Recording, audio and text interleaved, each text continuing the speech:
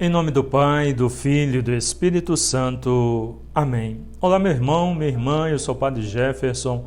Uma alegria muito grande poder refletir com você o Evangelho desta quinta-feira, dia 25 de maio.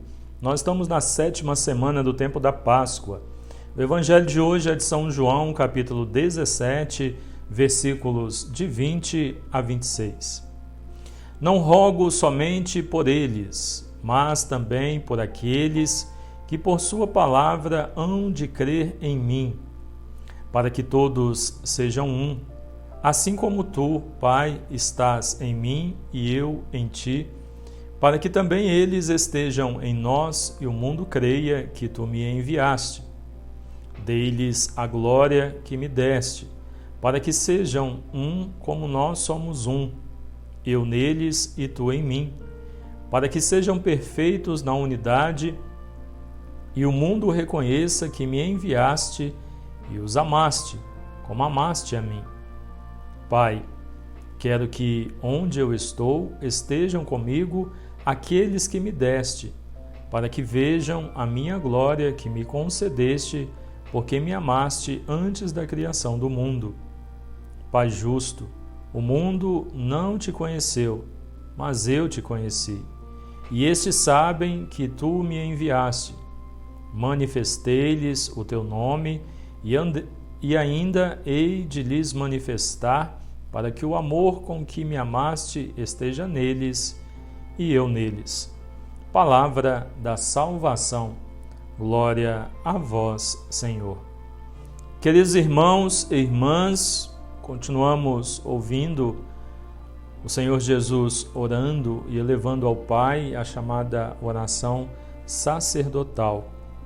Ela se dirige aos discípulos e aos futuros fiéis. O pedido principal é a unidade entre si, com o Filho e com o Pai. Sabemos que tudo foi feito por meio de nosso Senhor Jesus Cristo, com nosso Senhor Jesus Cristo e para nosso Senhor Jesus Cristo. Esse foi o desejo do Pai. Ao voltar para junto do Pai, nós precisamos caminhar e continuar a nossa missão desta forma. Tudo feito por meio de nosso Senhor Jesus Cristo. Por isso que Ele, inclusive, nos orienta, Tudo o que pedirdes ao Pai em meu nome, Ele vos concederá. Então, presente na Bíblia está a unidade. Esta unidade sempre inspirou cuidados permanentes. Essa unidade de que Jesus fala na oração é bênção de Deus, é sinal de vida perene, pois procede de Deus. Jesus a torna possível ao comunicar a glória do Pai, Ou seja, ao comunicar a vida plena. Ela é sinal e motivo para que o mundo creia em Jesus como enviado de Deus e como primeira forma de evangelização, tendo a oração como a sua força.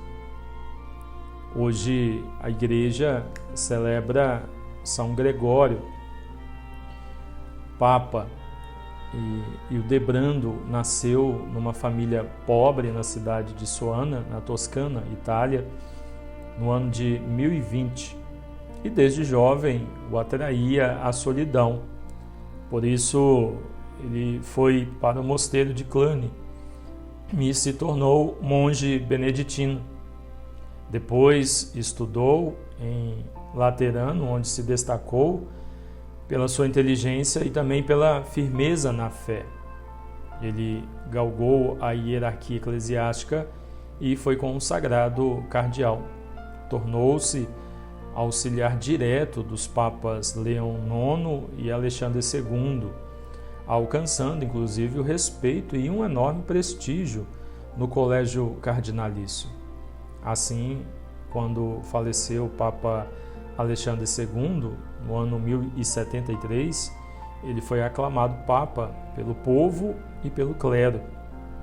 Assim, o nome de Gregório VII e deu início à luta incansável para implantar a reforma, importantíssima para a Igreja, conhecida como Reforma Gregoriana.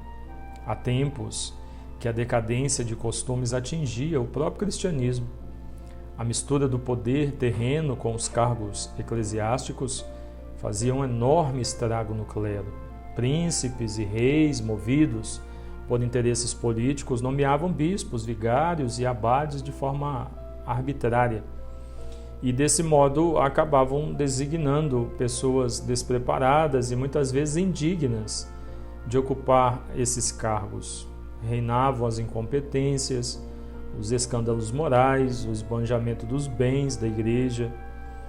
Então, apoiado por Pedro Damião, depois santo e doutor da igreja, o Papa Gregório VII colocou-se firme e energicamente contra essa situação.